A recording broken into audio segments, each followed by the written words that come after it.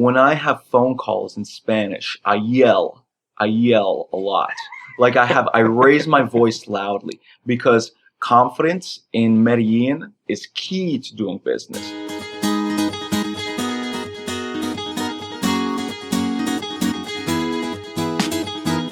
Hey everybody, welcome to the Abroaders Travel Podcast, your weekly meetup with thousands of entrepreneurs, hustlers, creators, nomads, ninjas, wanderers, and world changers, all seeking to build the skills and connections to live a life without borders.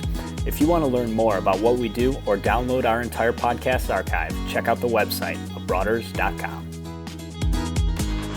Happy Wednesday morning and welcome to another episode of the Abroaders Travel Podcast. I'm Eric Paquette here with AJ Dunn, and today we're going to be talking with a dynamic and inspirational entrepreneur who is building a natural foods export company based in Medellin, Colombia. Danny Mikulewicz is here with us today at Praia da Pipa in Rio Grande do Norte, Brazil, for a long overdue in-person meetup. Danny and I first met in Rio de Janeiro back in 2012, and since then he has been a great friend and mentor for AJ and I on our entrepreneurial journey. He's a pretty busy dude, so AJ and I jumped at the chance to meet up for the World Cup and do a mini mastermind here at the beach in Pipa. Danny is currently based in Colombia, so we're going to put show notes at abroaders.com/Colombia. Before we jump into the interview, I've got a couple of updates for you guys from the travel hacking world. For the last couple of weeks, I have been working on booking a ticket for my girlfriend to come visit me in Europe using ANA miles. And I made a pretty bad rookie mistake that cost me quite a bit. So I wanted to share this with you guys to make sure that you don't make the same mistake. ANA has an awesome distance-based chart, which I was going to be able to book this ticket from Salvador, Brazil to Lisboa, Portugal, and on to Barcelona and back for only 9,000 miles flown, which comes out to 43,000 miles in ANA's distance-based chart. I had the availability researched and ready to book, and so I moved my Amex points to my ANA account to make the booking for Gabriella. Unfortunately, ANA only lets you book award tickets for a spouse. No family, no friends, and no other family, unlike most U.S. programs. So that was a huge mistake on my part because I dropped 40,000 miles into my account, which I can only use for myself. Unfortunately, even worse, this week, American Express just announced a new policy. They've long had a published rule that says that you're not allowed to transfer to mileage accounts in other people's names. So, for example, I wouldn't be able to transfer my Amex points to AJ's Delta account. But that rule wasn't enforced on the website. So it was absolutely possible, and I had done lots of different times to make transfers to other people's accounts. Unfortunately, they closed that loophole the same week that I made my mistake with the ANA transfer. So had I done my homework and realized that ANA wasn't going to let me use my miles in the account under my name for Gabriella, I could have made an account for her and made that transfer before Amex changed the rules. Now this new policy is a pretty dramatic devaluation for those of us that use points often to book tickets for friends and family. So just keep that in mind that you're not going to be able to move your Amex points to accounts in other people's names. Do remember that most of the US-based frequent flyer programs have no problem with you booking an award ticket for someone else. So I can use my American miles to book for family and friends, and that's probably how I'm going to end up getting that ticket booked anyways, but it's certainly going to be a lot more expensive than 43,000 miles. So just wanted to make you guys aware of that. Any questions, be sure to let us know at support@abroaders.com. Let's get to this interview. All right, this week we are here with Danny Mikulewicz, fellow DCer. He's got a couple of different businesses, an online ticket brokerage and a natural foods export company out of Medellin. We met up here for the World Cup. We're buddies from a little ways back, and we're going to start with that and then get into travel and entrepreneurship philosophy. So we've got a lot of good stuff for you guys today. Danny, great to have you, man. Yeah, excellent to be here. Thank you, guys. It's a blast. Yeah, man, good to have a reunion. Last time would have been in Bali, Indonesia. Yep. And then before that was about a year and a half ago in Brazil, right? Where Eric and I met up with another entrepreneurial buddy and had a blast in Rio for about a week. Yeah, that was a great time. So we're in Praia da Pipa, which is about an hour and a half cab ride / bus ride from the We can get to that in a minute, that cab ride. That was a scary experience. We like to think that we're pretty savvy, pretty good with traveling, and tend to do a good job organizing simple things like transport, but definitely wasn't what I was expecting. Our hotel got us a transfer from Natal to Praia da Pipa That was the worst driver I've ever been in the car. Yeah, that was a situation. I've had the luxury of having had really bad drivers a few times where I've got some experience telling them to stop what they're doing. And it takes a lot of balls to do that because you kind of get looked at as like a little bit weak or something like that if you... Yeah, you don't want to be seen as a coward or some guy that can't handle... Oh, it's because I remember trying to explain the cab ride to people. I'm like, oh yeah, Brazil's crazy. I'm like, no, I've been to Brazil before. And this was a unique experience. Never before has my gut told me that this is really, really, really dangerous. It's important perspective. Like, in Colombia, there's a lot of roads that are really dicey. There's not a very strong guardrail. There's a huge drop off. And so if you haven't done many bus trips before, you look at that and think, God, this bus driver's driving like a lunatic. But if everybody else around you on the bus seems calm, it's really hard to be that person to step up and say something. Yeah, this was unique because I think we all kind of saw this guy just accelerating into downhills and downhill hairpin turns. Yeah, that was difficult. So it was good little travel experience for all of us. Not to mention how much he was in love with his phone and looking down at his phone as he was going 120 miles an hour down hills. Made about 15, 20 phone calls on the trip. But we all made it. We got to Playa da Pipa. Pretty cool place here. Definitely a lot more fun than I was expecting. It's very much a little tourist town right on the beach. And people from all over the place here. There's representation from almost all the teams that are still playing in the World Cup. And so we've met some really cool people. Definitely a great little spot to spend some time if you don't need really good internet. Yeah, that's true. And I think we chose to get here because they've got apparently really warm water, like nice looking cliffs and stuff. Actually, got to check out some of those cliffs, breathtaking, just a little while ago. It's been a blast, but I think everybody had the same idea as us. Yeah. Yep. So there's been a big crowd of tourists here, but thankfully it hasn't just been from one country or something like that. It's been see a bunch of Uruguayans, a bunch of English folks. Ticos. Yeah, Ticos. Costa Ricans, for those that don't know. Yeah. All right, man. Well, tell us a little bit more about your travel philosophy. You've been a lot of different places. Great question. These days, I'm pretty busy. I've got 2 companies and they require a lot of work. I've building out capacities in both of them. They need more manpower. So frankly, I don't travel so much. When I do travel, I try to really break it down into longer trips for about a month or so or more, simply because I want to be able to stay productive and actually stay at my top productivity while I'm traveling. I won't disconnect forever. For the next year or 2, I won't just totally disconnect. I think I will maybe 3 years from now, and I'm actually kind of like planning those journeys out now. But I'll go somewhere for a month and try to get a good mix in of, having some diversity of maybe, drinking with some buddies for a few days, exploring some wilderness for a few days, and then kind of getting back to an equilibrium of work and that sort of thing. So I wouldn't call it like the sexiest form of traveling or like the off the beaten track so much, but it's cool. It's working out really, really well, I think. And this is a good example. When you say disconnect, so in other words, working towards a time when you can travel without being able to check back in with work so much? Yeah, so I started traveling a little more than 3 years ago, where I went on a 15-month trip through Asia, basically through India, through Nepal, and then down to Indonesia, up to Vietnam and China, then to South America, and did a bunch of traveling. I found that actually I had this business that I was working on at the time, a concert ticket brokerage, where I needed to be online, at least a little bit, not a ton, but a little bit. And so that really always has frustrated me, having to always stay connected. So disconnect, actually, for me, in my unique case, simply means I don't have to worry about being online and doing some needless thing. And, the thing is that actually as the boss of a company that I've tried to process everything out. And unless I just have a partner who knows how to make the decisions that I wouldn't be content with not being connected. It's so worth it for me to be connected from that ROI perspective of the business. Yeah, there's a big jump from you, Danny, the boss man, to a VA that's, getting paid maybe $3 or $5 an hour. They do great work, but there's a big bridge there, Exactly. I had a business partner in my ticket brokerage for a while, and that was great because I was able to disconnect to some extent, but I was always kind of the senior guy in the team, or my partner sort of looked up to me, and so it was difficult to do in any case, Yeah, I think that was a big part of our philosophy when we started our first company, that we really wanted to defend against trapping ourselves and becoming a bottleneck in our own systems. And, we certainly haven't always succeeded at that, but we've incrementally gotten better.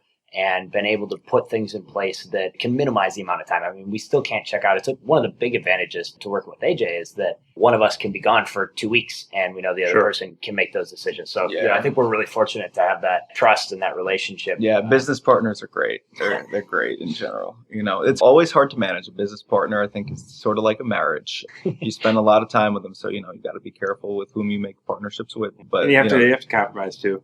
Yeah.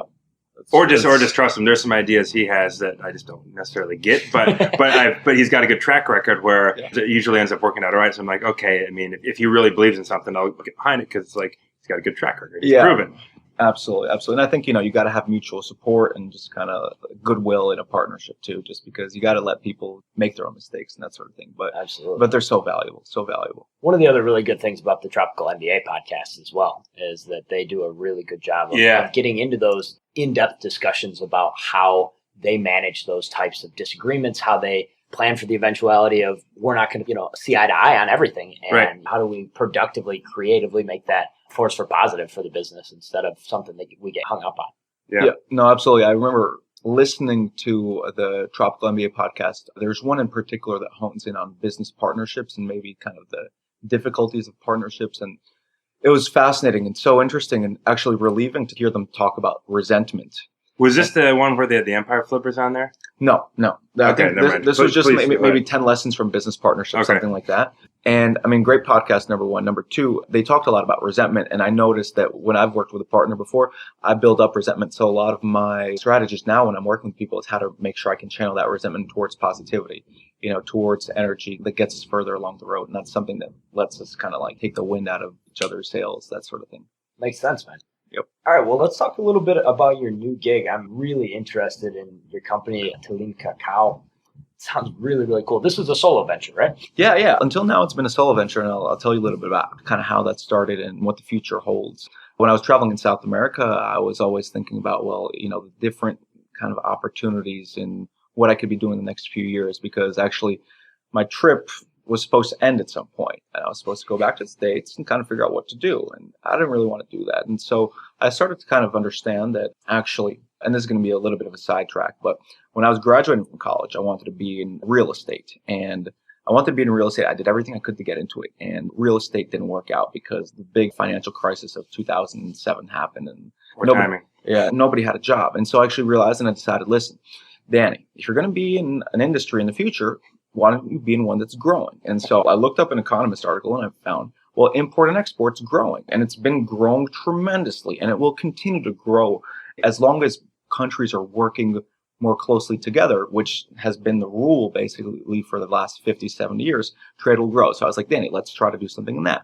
I've always had a passion for food. And actually just traveling in South America, I got excited about cacao because cacao is this kind of magical fruit that grows near the equator in South America. And it's what is used to make chocolate. It's the unprocessed form of chocolate. You put German engineering and cacao together and you get chocolate bars. That's been the case for 100 years. But at the same time, it's really, really healthy food because of just a high level of antioxidants before the fermentation process that leads it to be one of what people call one of the superfoods of the world in a way. And so I've been trying to export cacao over the last maybe year, and we've gotten some things going where actually we found that there's just tremendous potential in the US market and the European market. Right now, what the company's focused on is creating cacao superfood snacks for export to the United States market, just for people who are interested in a healthy lifestyle. That's super cool, man. I think one of the things that I love the most about traveling, I know Asia was a huge eye-opening experience last year for me from a cuisine standpoint. And, Brazil's got a couple of very interesting things. Acai is one of my favorite foods. How did you go from, discovering that Colombia had something unique to really becoming an expert in cacao and understanding? That's a big jump to just like, this is delicious. People would buy this shit, to being able to, build a company around it and export it to a market in the U.S. No, definitely. Well, one thing that I'll say immediately is that I have a passion for understanding different businesses. So the way that I've learned about cacao is by repeatedly asking questions, reaching out to tons of companies and asking for interviews, just figuring out the answers to these tough questions that I don't understand. That's how I've basically built up my knowledge base and my business. I've probably talked to every single cacao and chocolate company in South America, a bunch of them in North America. And I just ask questions and I go on visits. And actually in South America, it's a lot easier to get meetings than in North America. You can't go to the CEO of Pepsi or Coca-Cola and ask for a meeting and ask them, what's your Pepsi made from? But you can in a lot of ways in these smaller developing economies. And that's super cool, actually. It's great business experience as well.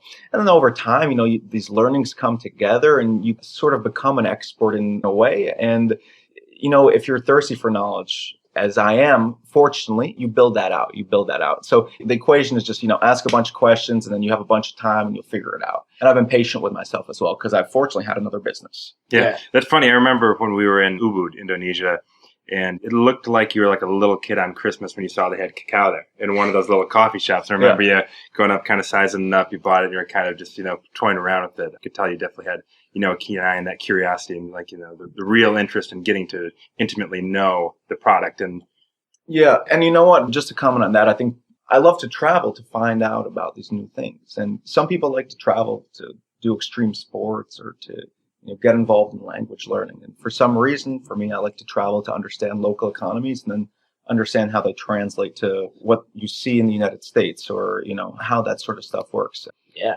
I was actually going to ask you about that because I would imagine that doing so much of your discovery in Colombia, Spanish played a role. I'm sure a lot of high-level people at companies have some English, especially if they're doing business with countries like the U.S., but I would imagine that getting those meetings and the logistics of all that setup definitely required some language skills. I know your Spanish is pretty good, but that must have been an interesting experience. Oh, yeah. And, you learn how good your Spanish really is when you're in a meeting with a CEO of one of the biggest companies in Colombia and you're trying to explain what your product is to them. Some of my products, like I was talking about before, I was explaining things about cacao. No one knows what cacao is. No one knows the processing. So for me to try to explain something that's difficult enough to explain in English and Spanish is impossible. But, I've learned a lot about actually business culture in other countries. It's not just about language. It's about business culture. I focused on getting my Spanish to a really proficient level and then translating my knowledge of Spanish to good Spanish business by focusing on why are people not paying attention to me if they can understand me? What's going on? Are there these things? Do people not pay attention to me because, I'm a foreigner? Is it because I'm young? Is it because I don't know how to inflect certain words? What is it? And over time, I figured that out too. What, not to put you on the spot, do you have any examples of, like a firm handshake, or you bring somebody a gift, or they sit down first, or any of these little things?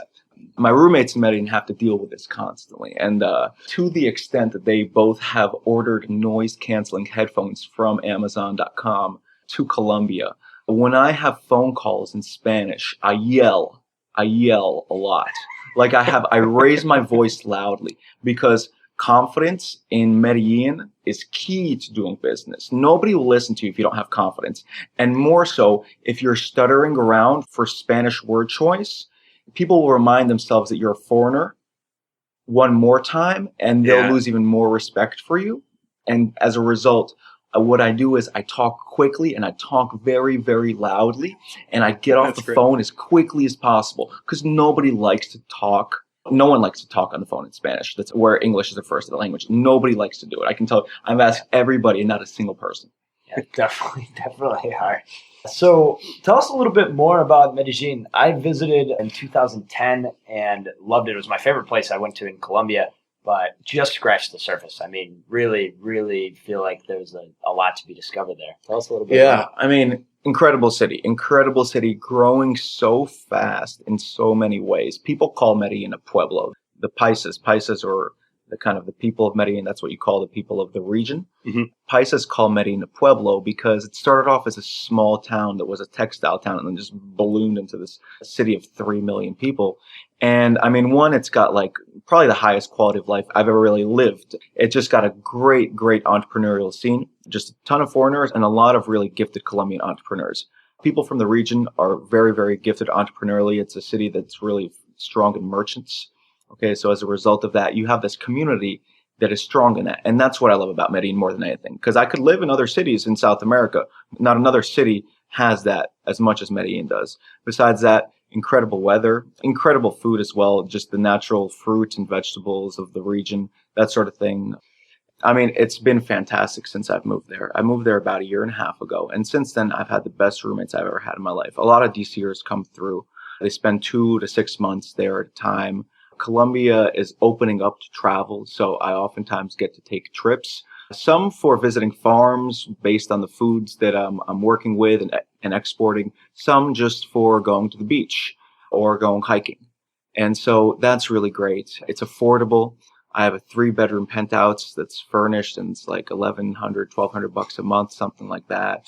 It's stellar in that way. And, you can learn Spanish really easily. And, you can also, a lot of my friends have had a ball learning how to dance, and, the girls are really beautiful. More than anything, I have a girlfriend that's Colombian. I've spent a lot of time with her family, and I've also just come to understand that Colombians and Paisas are just some of the friendliest people I've ever really, really met. They're just so warm, and they're so cordial, and it's just, you can always have a nice, easygoing conversation with a taxi driver or with anybody, basically. And so I've enjoyed that. Yeah, I think the people count for a lot. I mean, that's certainly one of the reasons I fell in love with Brazil. Yeah. And, I had that experience too in Colombia. I thought that the people were really friendly. I was so relieved that the Spanish was so much easier than Chile, where I studied abroad. The accent down there is really, really tough. It's forced and a lot of modifications, and Colombians speak a clean Spanish. And also just the Latino culture in general. I mean, people are much more touchy. People say hi with a tap on the shoulder with guys, kiss girls on the cheek. Mm-hmm. It's a lot more friendly than a distant handshake and you're off to the next thing. Yeah, absolutely. Brazil is a special place, and I think Colombia is a special place. They're my 2 favorite countries in South America by far. And the form of friendliness is different, definitely. Brazilians are much more open. I've never been to Colombia, but I can almost imagine that. I just haven't been other places in South America. How unique Brazil is in their form of friendly. Yeah, Brazil is just much more open, and there's nothing that they want from you. They just want to share a moment. It sounds like, whenever I meet a Brazilian. And in Colombia, the people they're more kind in a way. It's like your neighbor to them. It's a little bit less open. I don't know how to explain it. It's more kind to me. Yeah, well, I think that's kind of the point is you can't explain it, and you got to go. You got to do it to really understand. Yeah, exactly. There's touché. There's a certain amount that you can read about it and listen to folks like us talk about it, but definitely you got to have the experience to really know what's going on. Here's a question I got for you. So your girlfriend is an entrepreneur herself, correct? Yep. What kind of help did she provide you once you guys started dating as far as doing business in Colombia? Yeah, I mean, one, she's incredibly supportive woman. She is just very, very positive. She's taught me so much about how Colombians do business and how Colombians interact, because she knows how to be bossy in Colombian. She taught me how to do that loud thing on the phone, because she tells somebody, listen, I need this tomorrow. I need this tomorrow. She's taught me a lot of stuff. Here's one business lesson she taught me. Listen, if you're talking to somebody on the phone and you're asking them to get you something, have them review and have them share with you what they learned from the call and what they have to give you. Key takeaways. Yeah, exactly. It's huge. It's huge. So she knows how business is done. She's got this intuition where she knows how to stay away from things that are better left alone, that sort of thing. And so it's been incredible. She's navigated so much for me. It's been awesome. It's been really fun hanging out with the two of you. This was the first time I had met her, and Catalina's a really cool girl. Yeah, she's great. And she's working so hard in Colombia. And so I've just been able to see how she uses her skills, and it's been a blast just kind of trying to help her out with whatever I know about, American business as well. It's really cool, man. Have you ran into any interesting things as far as the import-export stuff goes, as far as bizarre nuances and regulations or laws as far as getting a Colombian product into the U.S.? Yeah, sure. I had the good fortune of meeting one of the largest Colombian importers in the United States of food. Just kind of cold called him, sort of. Turns out he owns a bakery actually a block from where I was living in New York for 20 years, because I actually live in a big Colombian neighborhood in New York City. I was born in one. And he told me, listen, when we started importing about 20 years ago, nobody from Medellin would even sell us food, because all they thought was, well, you're just going to put drugs in the food. And that was this big stigma for a very, very long time. So there is this big thing where when you're small, no one takes you seriously. And when you're big, then you get everything taken care of. And I think that ironically enough, or interestingly enough, that's how Colombia's economy works. There are a few big companies in every industry. They own everything. And then small companies really have a bunch of hurdles. So it doesn't just apply to just exporting. It applies to almost every single industry. Well, it's really interesting. I mean, obviously a very cool challenge that would be exciting to go after. And I think that when there's that barrier to entry, that makes it even more rewarding to succeed. If everybody can do it, it's not a great business model to get to the top of. So. Have you ever talked to Vlad about that? That's one of the funny things Vlad was talking about. For those of you who don't know Vlad, he's the slab wallet guy for those in the DC, but he's from Kazakhstan, and he was talking about how much bureaucracy and how many just bogus laws there were. And he's like, I absolutely love that because that just meant an opportunity to be extraordinary. Everyone else would stop at the wall, and I would dig a hole underneath it or find a ladder to climb over or, figure out some unique way. The more bizarre rules, the more opportunities. Yeah, I completely agree with you on the one hand. But then on the other hand, I also know that sometimes you get into a situation where someone tells you, sorry, can't do it. And it's so unreasonable what they're telling you. Yeah. It's kind of like in India. Let's say you have like a pizza and you're at a pizza place and there's a pizza you're trying to order. And then the pizza place sells mushrooms as well. But you can't ask for a mushroom pizza. They won't give it to you. It's that sort of thing, right? And then in order for you to get it, you have to pay like an extraordinarily large sum of money. Sometimes you get really frustrated with that sort of stuff. So it's a fine line. And actually, that's why it's all about who you know. Yeah. At the end of the day, it's all about who you know, because these things really work out for some people and for some people you don't. I always wondered, what does corruption mean? How does corruption happen, right? Yeah. But it happens because, a process that's as simple as signing a form or, shaking a hand takes 3 months in a country. And then people pay for that handshake to take 2 weeks or a day. That's fee to get it expedited. That's how it works. And by the way, when I say that, I don't mean that Colombia does not have a lot of corruption, but from what I've seen from other travels, like Colombia there are a lot of countries that are much, much worse off. Like the Philippines is just awful. It's a travesty, the amount of corruption there and that sort of thing. I think even Brazil would rank. Yeah, at least in certain sectors. We haven't tried to do business with customers here. We based our business remotely here, which is certainly different because you're not exposed to bureaucracy as much. But there's a lot of stuff that doesn't work. And I certainly empathize with Brazilians. The more I've learned Portuguese and the more I've really been able to communicate with people about politics and about, their reality here in Brazil, it's amazing people caught under a government that it's makes really hard, tough to think that people have it worse than we do in the U.S. Our politicians are so bad and dishonest and pawns of big companies, and it's tough to think that the Brazilians are even more frustrated with their politicians. It's true, actually.